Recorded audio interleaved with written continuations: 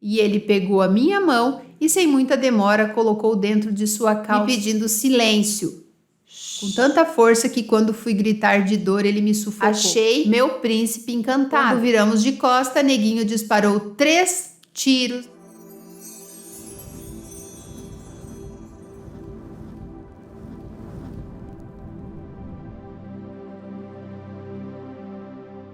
Se você é daquelas pessoas que gosta de história longa, que gosta de pôr o foninho e ir fazer os seus afazeres, essa história é para você.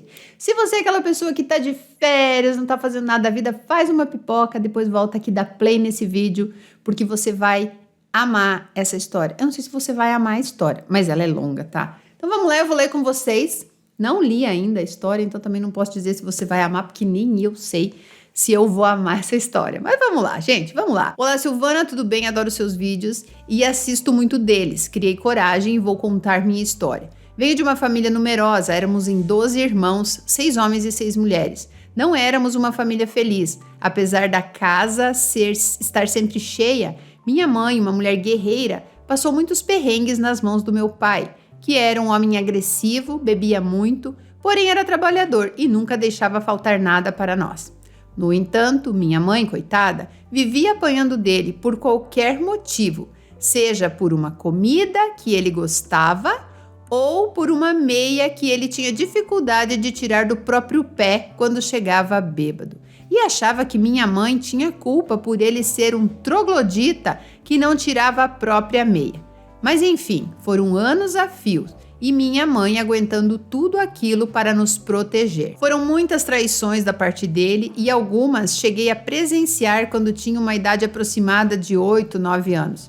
Quando voltando da escola, sempre para cortar caminho, passava por uma viela, que, apesar de muito assustadora, economizava tempo. Era então que pegava meu pai se esfregando com uma vagabunda qualquer. Ele não parava o que estava fazendo e ainda me mandava ficar quieta e ir embora. Não sei por que, Sil, eu não chegava em casa e contava para minha mãe. Quando ele chegava, ficava olhando para a cara dele enjoada e sempre pensava: quando crescer e me casar, não quero um homem assim, quero encontrar meu príncipe, aquele que me levará aos céus. Guardem essa frase, diz ela. Quando tinha 11 anos, minha mãe me pediu para ir na casa da nossa vizinha, que era um amor de vizinha, aquela que podíamos contar a qualquer hora e para tudo, até nos abrigar quando meu pai ameaçava nos matar. Às vezes, passávamos até 3 dias escondidos em sua casa até a raiva dele passar. Nesse dia, quando entrei no quintal dela e comecei a chamá-la, dei de cara com o tio Neguinho, filho mais velho da nossa querida vizinha, Dona Rita. Eu, toda sorridente, perguntei a ele onde ela estava, porque queria falar com ela.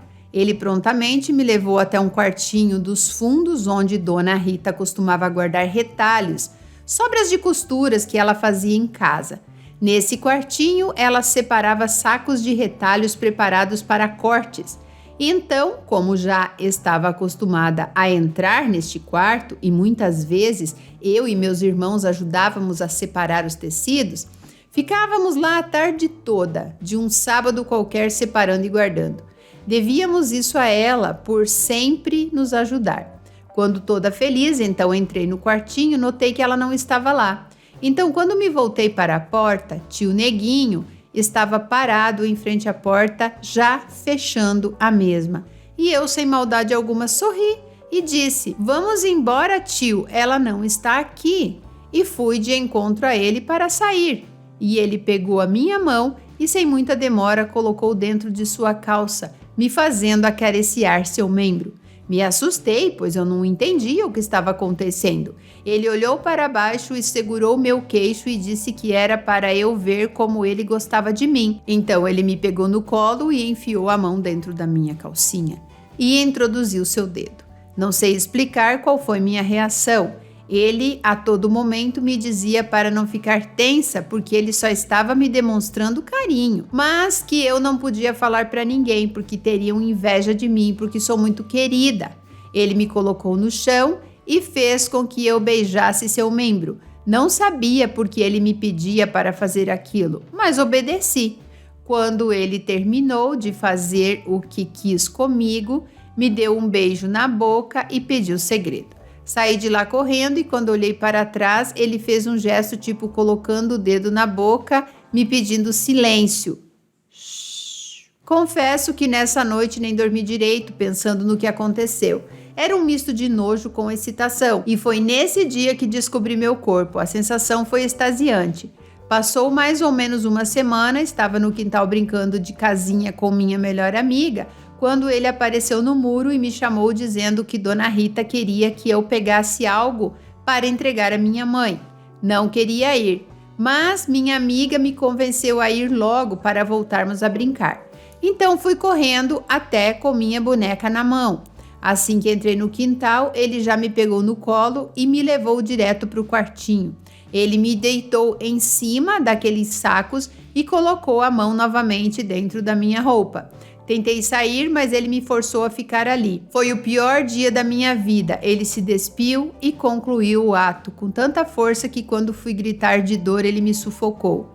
Então chorei querendo me livrar e ele gritava no meu ouvido que eu era uma vadia gostosa, que sabia que eu queria aquilo, que eu seria sempre dele.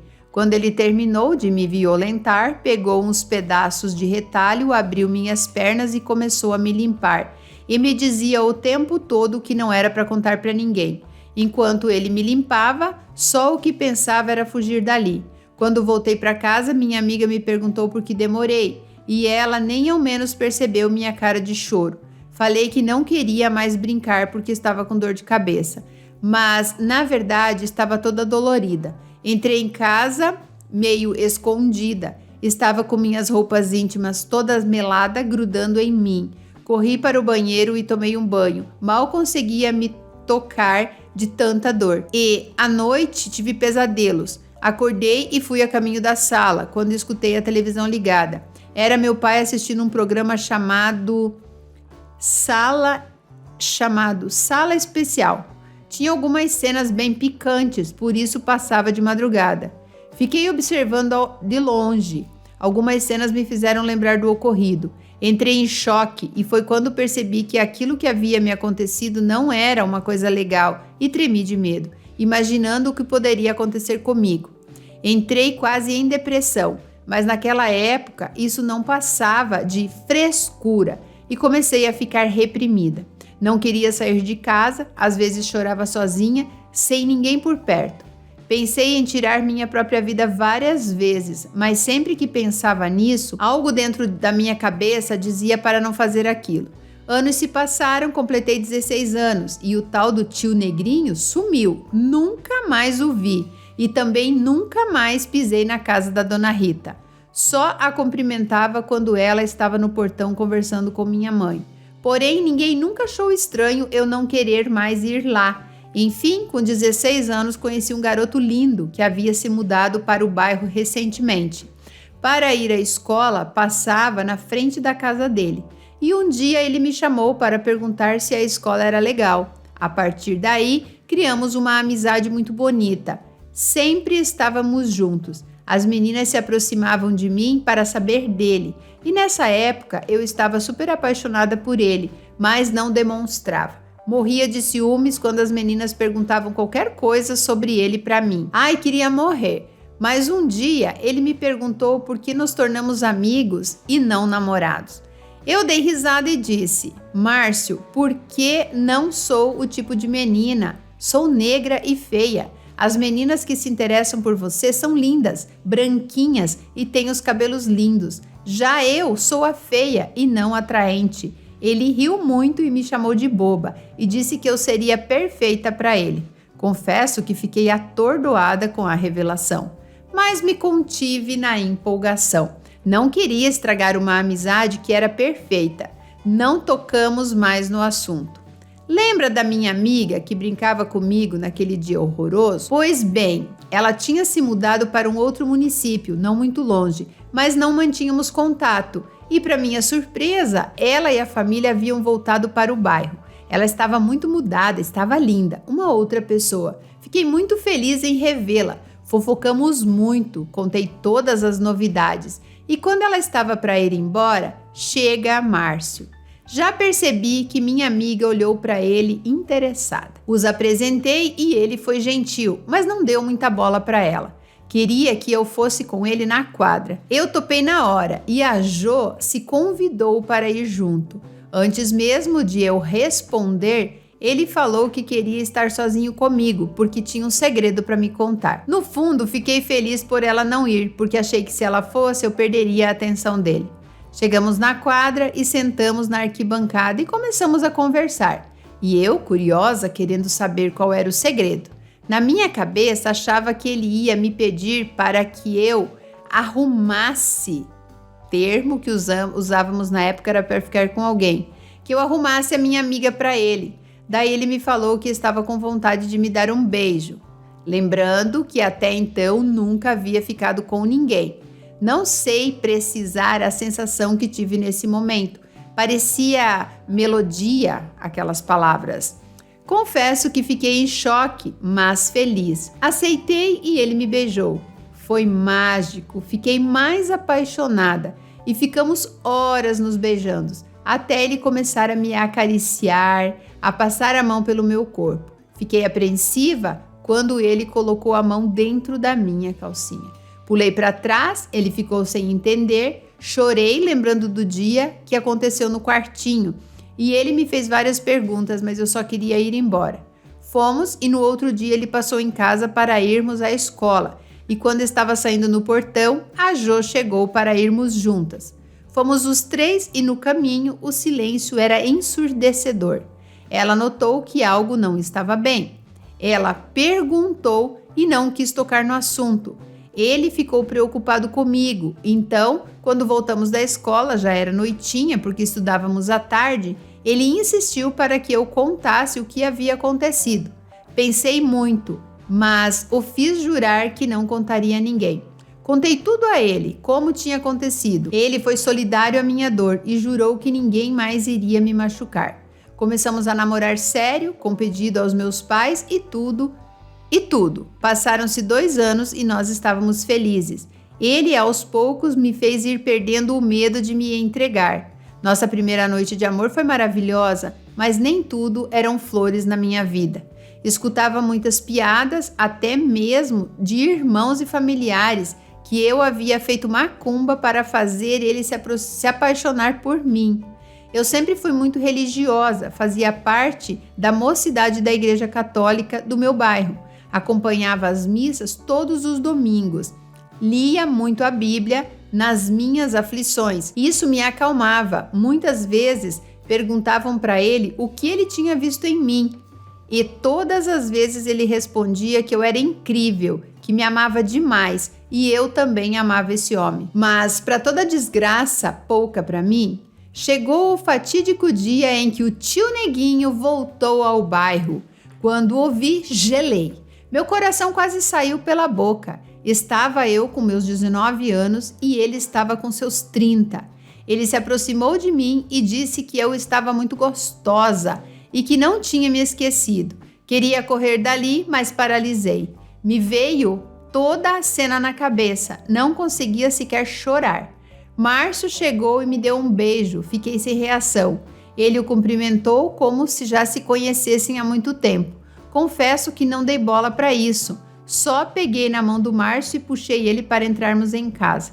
Ele percebeu minha angústia naquela hora, mas se distraiu com meu irmão o chamando para jogar vôlei no quintal. Meu dia acabou, só vinha imagens daquele dia horrível. Ao anoitecer, nos arrumamos para ir no baile da escola. Me diverti muito, Jo estava lá também e até me cobrou explicações por não tê-la chamado. Quando me dei por mim, percebi que o DJ do baile era tio Neguinho. Na mesma hora quis ir embora e Márcio se recusou, porque naquele horário seria o mais legal de ficarmos lá. Meu mundo caiu, fiquei para não deixá-lo sozinho. Ele saiu de perto de mim para ir ao banheiro, me deu um beijo e foi. Jo também disse que iria ao banheiro e fiquei sentada na mesa de concreto da merenda. Quando olhei para o lado de onde Neguinho estava, ele me mandou um beijo e fez sinal que a próxima melodia seria dedicada a mim. Tremi mais do que vara verde e saí para ir ao encontro do meu amor. Quando cheguei próximo ao banheiro, ouvi uma discussão, mas não consegui de imediato identificar quem seria devido ao barulho da música. Quando me aproximei, era Márcio e Jô brigando. Ele a chamava de vagabunda para baixo. Eu não estava entendendo aquilo tudo. Me aproximei dos dois, ele apertando o braço dela, e gritei para que ele a soltasse. Tinha trauma dessas cenas por causa do meu pai e não aceitava homem agredindo mulher nenhuma. Quando ele me perguntou se eu ia defender aquelazinha, sem entender, ele largou e virou as costas. Perguntei a ela o que tinha acontecido. Ela deu de ombros. Então fui atrás dele. Ele estava nervoso. O agarrei por trás e lhe dei um beijo nas costas. Quando foi, ele se virou e notei que ele estava chorando. Perguntei e ele me disse que Jô entrou no banheiro e quando ele estava urinando, ela pegou em seu membro. Ele disse que me amava e não aceitaria aquilo de ninguém, nem da minha amiga. Confesso que subi nas nuvens. Achei meu príncipe encantado. Ele me amava e eu a ele. O abracei tão forte que quase o sufoquei. Foi aí que começou a tocar a nossa música, Kiss and Say Goodbye. Muitos que estiveram ouvindo essa música vão se lembrar dessa melodia da época. Me desliguei de tudo e só via ele na minha frente. Quando a melodia acabou, terminamos e ele me chamou para ir embora. Estava tão feliz que nem lembrei da piranha da Jô e muito menos do tio Neguinho. No caminho para casa, avistei meu pai ao longe. Para não passar próximo a ele, cortamos caminho pela escuridão. O tempo todo olhava para ele e me sentia a mulher mais feliz do mundo. Em 5 minutos, idealizei minha vida todinha ao lado dele, até como seria a nossa casa e os nossos filhos. Às vezes, ele me perguntava por que olhava tanto para ele. Só respondi que eu o amava. Ele me beijava e seguimos. Ao terminar de descer o segundo escadão, demos de cara com o tio Neguinho. Eles se abraçaram e fiquei sem entender aquele gesto. Márcio percebeu que não tinha entendido e me perguntou se eu não sabia que tio Neguinho era seu tio de verdade. Meu coração quase parou.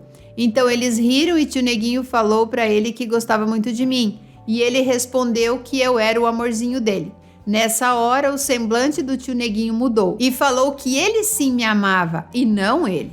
Márcio, na hora, ficou sem reação e riu da situação, mas Neguinho repetiu a frase. Quando Márcio percebeu que ele não estava brincando, perguntou o que significava aquilo. Foi quando Márcio percebeu que quem havia me feito mal era ele.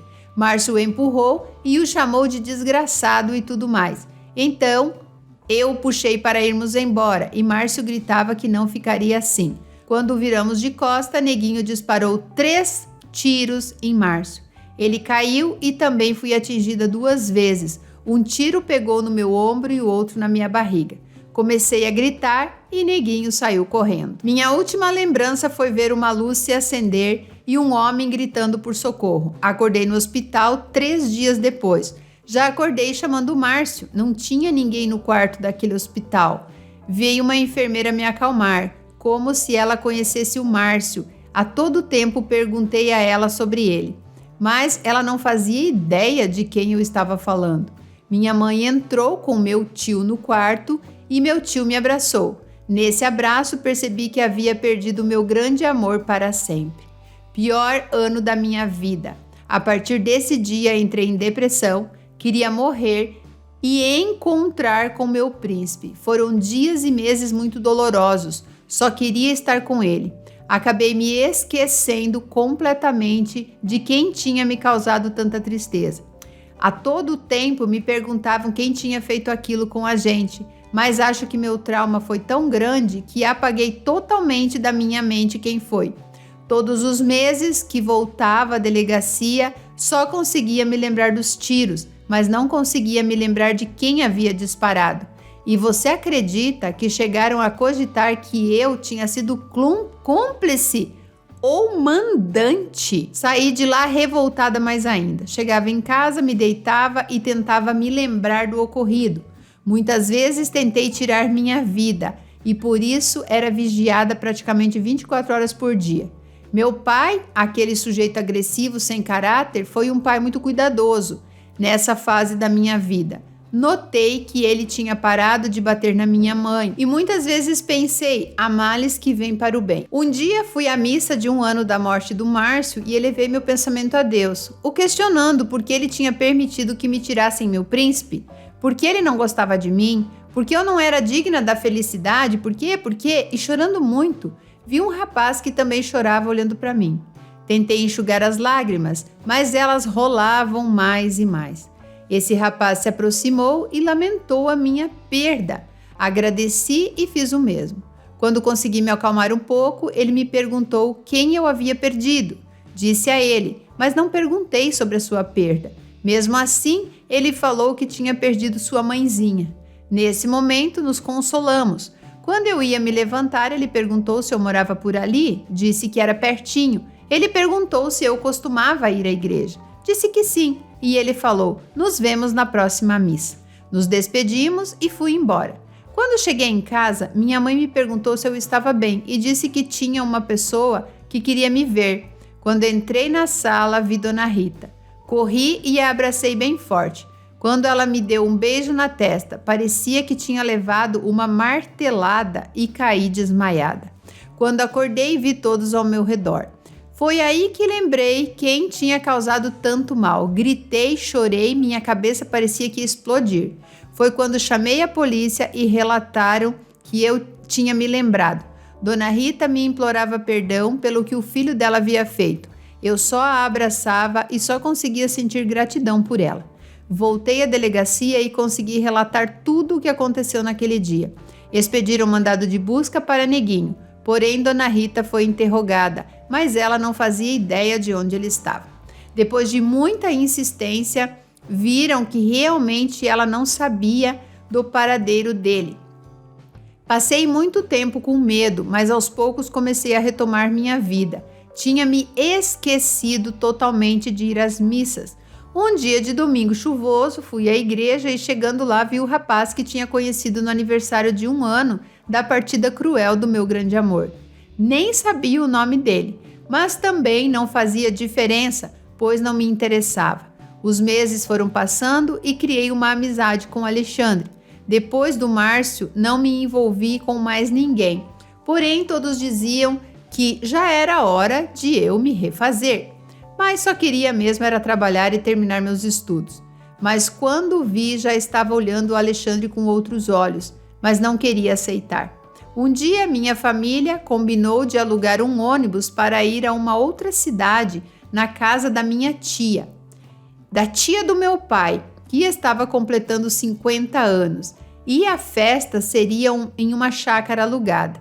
Era feriado prolongado, mas não quis ir porque depois do ocorrido nunca mais me animei por festas. Insistiram muito para que eu fosse, mas não me fizeram mudar de ideia. Fiquei em casa sozinha, só eu e Deus. Alexandre soube que eu não tinha ido e foi me visitar. Na hora não gostei muito da ideia dele estar ali, mas passei uma tarde agradável com ele. Ao anoitecer, ele se despediu e foi embora. Porém, vi no seu olhar a cara de decepção por não tê-lo convidado a ficar. Sabia que ele estava a fim de mim, mas não estava preparada ainda para outro relacionamento. Ele me disse que se eu precisasse era só bipá-lo. Naquela época tinha-se bip, não era celular, tá, gente? Ele foi embora e entrei.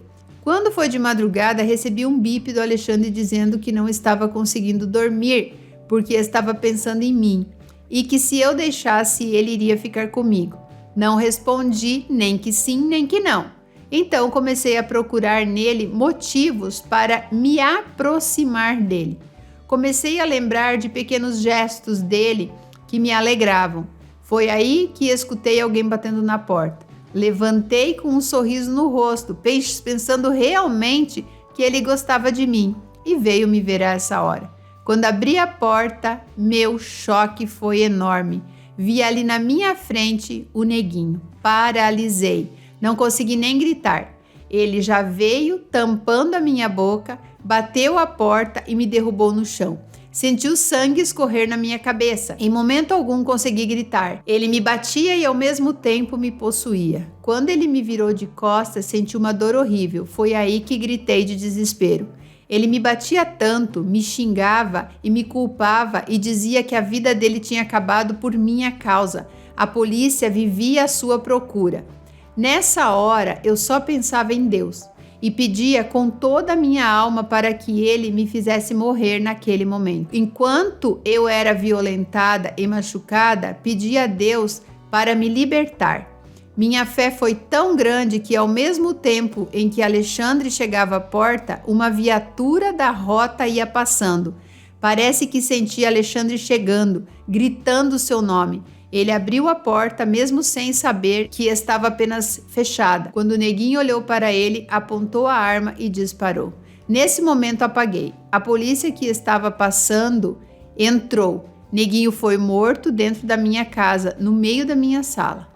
Acordei sendo levada ao hospital e do meu lado parecia um sonho. Alexandre estava comigo.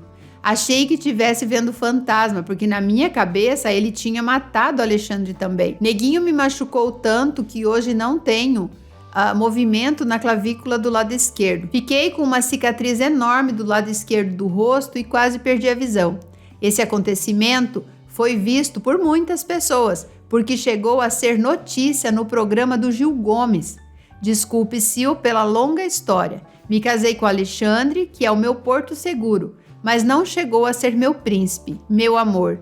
Nunca consegui esquecer o Márcio. Hoje estou com 53 anos, tenho 3 lindos filhos e o Alexandre me cobra um eu te amo, mas eu não consigo. Gostaria que vocês me dessem uma opinião. Digo ao Alexandre que o amo só para satisfazê-lo. Um abraço enorme a todos que irão, acho que, escutar minha história contada por você, Sil. Obrigada. Gente do céu, olha, dificilmente eu encho os meus olhos de lágrima, né? Vocês não estavam olhando porque eu estava virado para cá, mas que história. E muita gente aí reclamando da vida, né? Reclamando. Ah, porque o meu marido tá me traindo. Ah, porque eu vi conversa. Vocês não sabem o que é passar perrengue na vida. Vocês reclamam de barriga cheia e não fazem nada para mudar a realidade, né? Olha, eu quero te dar os parabéns por ter superado tudo isso. Esquecer a gente não esquece. A gente nunca vai esquecer. Isso faz parte da gente como uma tatuagem. Mas nós temos a escolha de ficar trazendo isso e se vitimizando ou superar. Em relação a você dizer para o Alexandre que o ama ou não o ama, isso é besteira. Porque você vincula ao Márcio o ideal que você não teve. Por exemplo, ele era o seu amor naquele momento, mas não tem como saber o que ia acontecer no futuro, se realmente ia dar certo. Então você se atrela àquele momento ali, aquele amor de adolescentes. Mas amor não é isso. Amor, você sente pelo Alexandre também, pelos seus filhos. Então quando você fala pro Alexandre que ama ele, você o ama. Não é mentira, ele está com você. Você não ia ter 3 filhos de um homem que você não ama, mas o teu príncipe, como você fala, que é aquilo que a gente cresce acreditando que precisa ter um príncipe, né? É lá, aquele rapaz. Eu vou contar para você uma pequena história aqui que vai fazer você entender o que eu tô te dizendo. Eu tinha o meu primeiro namoradinho quando eu tinha 13 anos, ele me deu um anel de presente, nunca ninguém me dava presente, ele me deu um anel de prata com uma pedra, era a coisa mais linda. E eu era apaixonadinha por ele, assim, ele era, nossa, o amor da minha vida, sabe? Ele me amava e de repente, meus pais se mudaram de cidade e eu fiquei apavorada, ele não morava na mesma cidade, morava a 10 quilômetros e a gente se mudou para uma cidade 30 ou 40 quilômetros dali, talvez um pouco mais, não me lembro. Mas eu fui embora, eu tinha 13 anos, gente. Tinha acabado de virar mocinha, como dizem. Apaixonadinha por esse rapaz. E aí, esse rapaz tinha ido já na minha casa, meus pais sabiam tudo. Ele tinha 17, eu tinha 13. Ele não tinha carteira de motorista. Sabendo que eu fui embora, também não existia celular, não existia bip, não existia nada. Existia telefone fixo. E a vizinha que tinha telefone fixo, a gente acabava usando o telefone dela. Ele sabia o telefone dessa vizinha. O que aconteceu? Pegou o carro do pai dele, foi para lá, na volta, me viu, a gente ficou junto, não fizemos nada, eu era virgem, eu perdi minha virgindade com quase 18 anos. E aí foi na minha casa, tudo, a gente saiu, tomar um sorvete, levou meu irmão mais novo junto, senão minha mãe não deixava, né? Porque minha mãe tinha medo, então, beleza. Na volta, ele capotou esse carro e quase morreu. E o pai dele, perante isso, ele tinha roubado o carro do pai, né? Perante isso, o pai dele mandou ele embora estudar. O tempo foi passando, eu nunca esqueci esse homem, não tinha como ir atrás, e foi passando e passando, conheci o pai dos meus filhos, acabei indo morar com ele. Quando eu tinha 21 anos, eu tinha 13. Com 21 anos de idade, sem esquecer o amor da minha vida, eu decidi um dia pegar o telefone do meu trabalho e ligar na casa da mãe dele. E ele atendeu, ele estava de férias na casa da mãe dele, ele atendeu o telefone. E aquilo virou um turbilhão dentro de mim, eu não conseguia mais esconder aquilo do meu marido, eu não tinha filho, não tinha nada.